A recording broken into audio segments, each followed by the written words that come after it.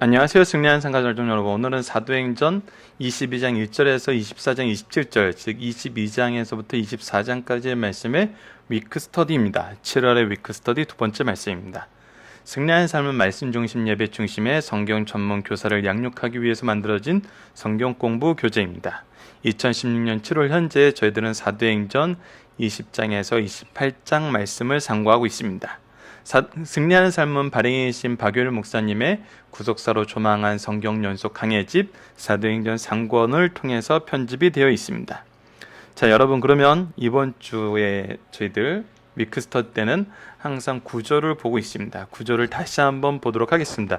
구조를 보면서 우리가 어떤 기준을 가지게 되었는지 이제 다시 한번 돌아보도록 하겠습니다. 왜냐하면 사도행전을 통해서 우리가 말씀을 한 절 한 절 쫓아갈 때 드러나는 말씀의 그 파도가 우리를 어디로 이끌고 있는지를 보는 것입니다.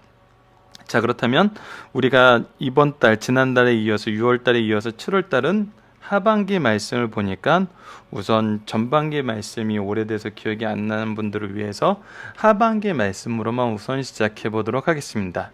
첫 번째에서는 바나바 바울의 전도 여행이어서 수리아의 안디옥 교회가 바로 파송의 중심이 되는 것이 나타나고 있습니다.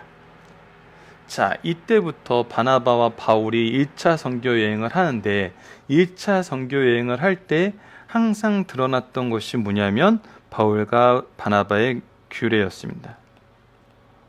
이 규례는 뭐였냐면 회당을 중심으로 드리는 전도였어요. 회당 예배를 통한 전도의 시작이었어요. 그래서 항상 장소는 회당, 시간은 안식일. 그곳에서 말씀을 전하면 항상 반응이 어땠죠? 복음을 듣는 자, 거절하는 자. 이렇게 나눴었습니다.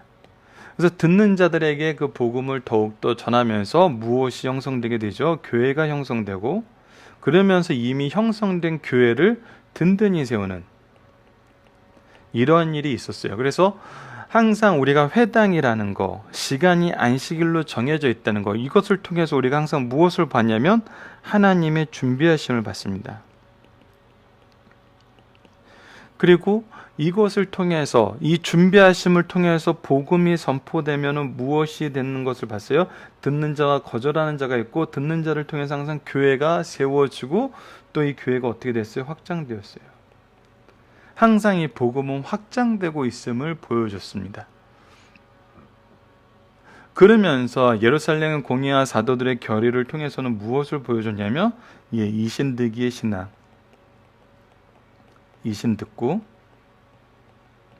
의로 인하여 믿음으로 인하여 의를 얻고 믿음으로 인하여 구원을 얻는다는 이신득이 이신 듣고 이 신앙을 다시 한번 천명하고 바울과 실라가 이제 서방으로 향하여 2차 선교여행을 전하게 됩니다. 그래서 서방의 시작은 이제 마케도니아 지역으로 시작을 하게 돼요. 이 선교여행을 통해서도 우리가 무엇을 봤냐면 기존에 선교하던 이 수리아 지역의 전도와 유럽의 복음의 확장, 그래서 돌봄과 확장이 항상 이루어짐을, 생명력 있게 교회가 확대되는 것을 볼 수 있었어요. 그래서 복음이 마케도니아에 이르고 빌립보에서의 사역과 고린도에서의 사역, 그리고 이곳에서 브루스길라와 아굴라를 만나면서 이 브루스길라 아굴라를 통해서 아볼로가 세우심을 받고 바울의 예배소 사역이 3차 선교 여행을 통해서 드러나게 됩니다. 3차 선교 여행을 통해서 아시아 지역 또 이 마케도니아 지역을 다시 살펴본 바울은 이제 서신서를 작성하게 되고, 서신서를 통해서 제자들을 미리 파송하면서 제자들이 이 전도 사역의 확대를 어떻게 이끄는지를 보여주고 있어요. 그러면서 교회 안에서 목회자와 성도들과의 관계, 즉 스승과 제자와의 관계를 우리가 끊임없이 살펴보았습니다.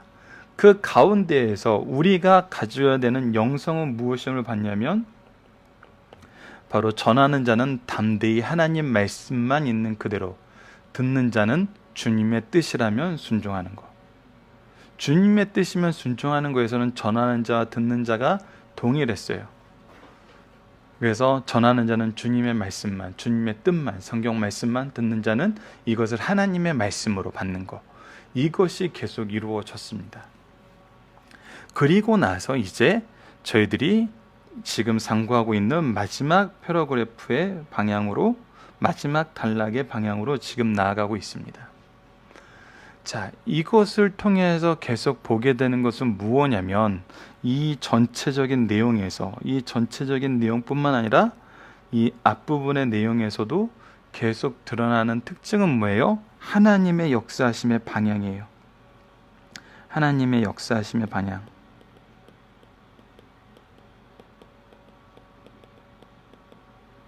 그것은 뭐라고요? 복음의 확장이라고요.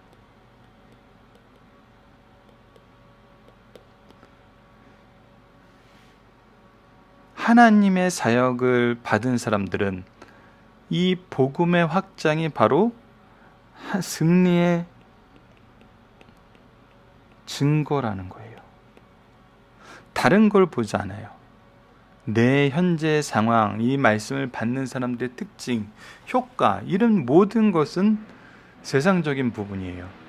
우리가 기준으로 삼을 것이 아니었어요. 우리가 기준으로 삼을 유일한 것은 바로 이 복음의 확장이었다는 것입니다. 우리가 이것을 말씀을 통해서 계속 확인하고 있어요. 그렇다면 이제 로마의 방문에서 예배소 극장에서 일어난 소동도 우리가 살펴보았고, 바울이 지금 마지막으로 예루살렘에 방문한 내용까지 지난주에 살펴봤어요.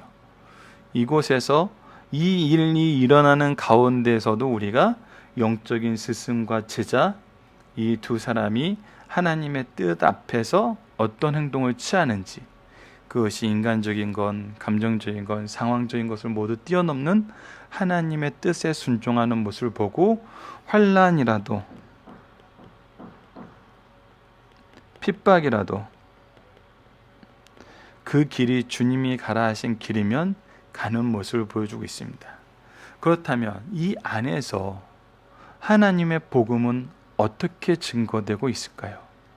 그것이 이번 주에 우리가 22장과 24장의 내용, 바로 이 부분에 해당되는 내용을 통해서 살펴볼 부분입니다. 자, 그러면 저희들 이 부분을 좀 더 확대해서 보는 시간을 갖도록 하겠습니다. 자, 확대해서 보도록 하겠습니다. 바울이 로마를 방문하는 마지막 단락의 내용이 나와 있고, 그 아래 소 단락들이 지금 체크되어 있습니다. 그리고 나서 지금 우리가 현재 상고하고 있는 이 소 단락의 설교의 내용들이 이렇게 기록이 되어 있습니다.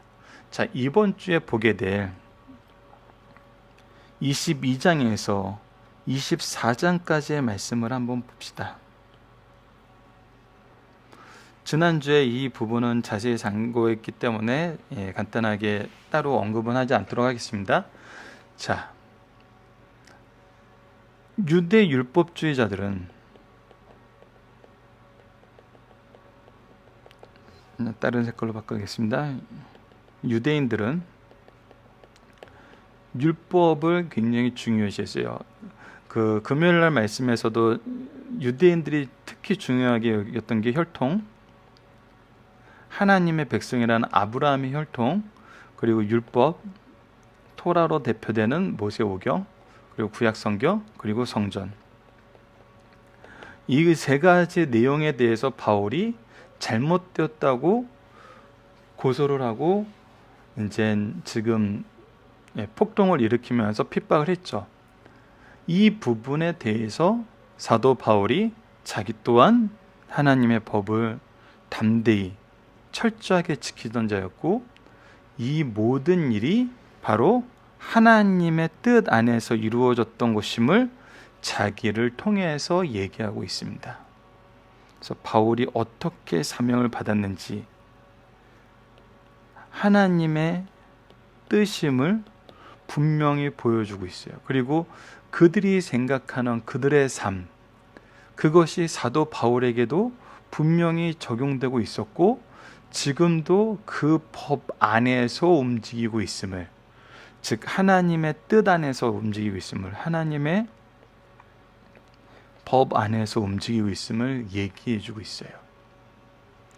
그래서 지금 이 얘기를 하면서 무엇을 보여주냐면, 자기를 핍박하고 자기를 공격하던 이 사람들에게 자기의 경험을 통해서 내가 믿었던 하나님을 지금 소개함으로써 하나님의 뜻이 자기를 이끌고 있으면, 즉 자기가 하는 것이 하나님의 뜻임을 이 사람들이 이해할 수 있게 얘기하고 있어요. 왜? 이 자리에 있는 사람들이 이 사실을 알고 있기 때문에. 그리고 그가 증거하려는 내용은 무엇으로 연결이 되냐면 분명히 보여주고 있습니다. 예수 그리스도의 부활, 이 부활의 역사를, 이 부활의 신앙을 선언하는 것이 가장 중요함을, 그래서 이 믿음을 소유하는 것이 하나님께서 이 모든 것을 통해서 주시고자 하시는 은혜였음을 다시 한번 분명히 선언을 합니다. 그러나 이 율법에 정통한 하나님의 예비하심을 항상 경험했던 이 유대인들이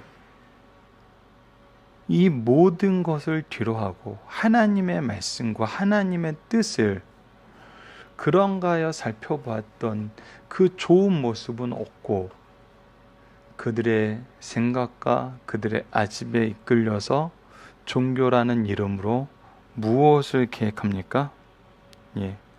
사도 바울을 암살하기로 계획해요. 이것은 철저한 죄입니다.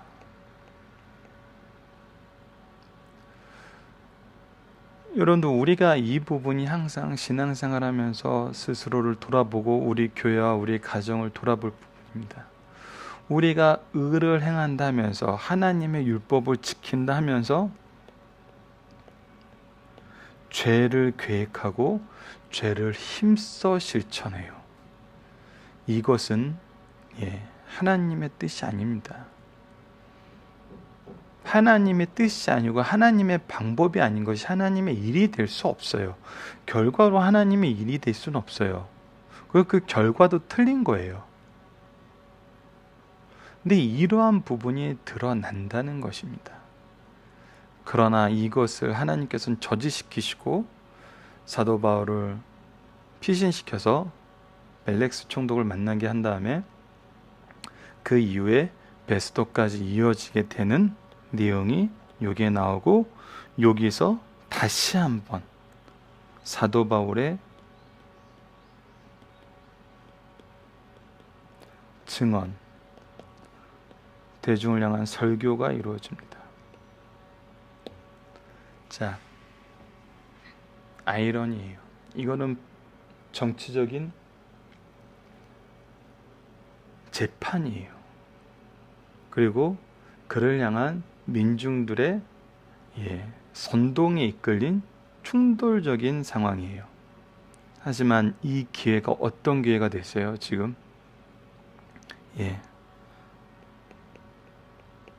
복음이 선포되고, 도대체 사도 바울이 무엇을 위해서 사는지,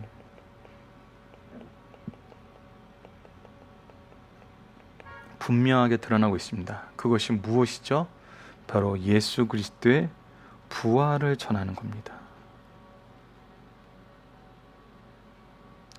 이것을 통해서, 사도행전을 통해서 우리가 복음을 전하면서 가장 핵심적으로 삼아야 하는 그 내용, 성경 말씀이 우리를 이끌어서 얻게 하려는 그 믿음, 이 믿음 안에서 사는 사람이 결국 다른 사람에게 전해주는 하나님의 은혜의 선물은 뭐라고요? 바로 이 부활의 능력, 부활의 은혜, 부활함으로 얻은 승리라는 것입니다. 바로 예수 그리스도를 전할 수밖에 없는 거죠. 이것을 어디에서도 엄밀히 말하면 어디에서나 언제나 이것이 바로 하나님께서 바울을 이끄시면서 바울을 통해서 우리에게 보여주시는 모습이라는 겁니다. 복음을 전파하는 것. 때를 어떤지 못든지 어느 상황에 처하든지. 저는 많은 교사분들에게 이 부분을 부탁드리고 싶어요. 우리 많은 부모님들에게 이 부분을 부탁드리고 싶어요. 우리가 그들을 사랑하고 그들을 아끼고 그들과 친하게 지내고 그들의 염려를 걱정하고 때로는 엄히 다스리고 때로는 매로 교훈을 하기도 하지만 여러분들, 우리가 하는 이 모든 것이 어디로 가야 되냐면 예수 그리스도의 부활의 진리를 전하는 곳으로 가지 않으면 헛되다고 얘기할 수밖에 없다는 것입니다. 우리가 복음의 전파를 통해서 보는 것처럼 부활에 대한 신앙은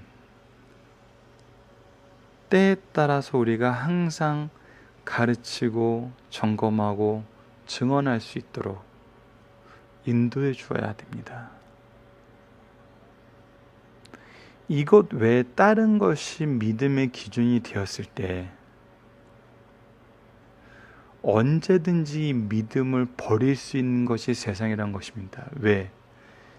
이거 외에 다른 거는 세상에 더 쉬운 방법, 더 재밌는 방법, 더 효과적이라고 얘기하면서 떠드는 방법들로 우리 자녀들을, 우리 제자들을 유혹한다는 거예요. 하지만 그거는 상대적이고 순간적인 것이며 결국은 헛된 것이에요. 하지만 하나님께서 이 믿음을 통해서 주시는, 하나님이 주시는 은혜, 하나님이 주시는 평화, 하나님이 주신 능력은 영원한 것입니다. 무엇을 위해서? 이것을 전하게 하시기 위해서, 이것이 계승되게 하시기 위해서. 그것이 바로 구속사의 모습이고 구속사의 특징인 것입니다. 구속사를 이루시는 하나님, 우리를 언제나 주권적으로 선택하셔서 우리를 이끄시고 그 안에서 하나님의 능력을 위임하셔서 이 일을 하게 하시고, 그리고 나서 이것을 계승하게 하시는 선택과 위임과 계승의 이 역사를 계속 이루어가고 계시고, 이것이 이루어짐을 우리로 확인하여 믿을 수 있게 해주신다는 거예요.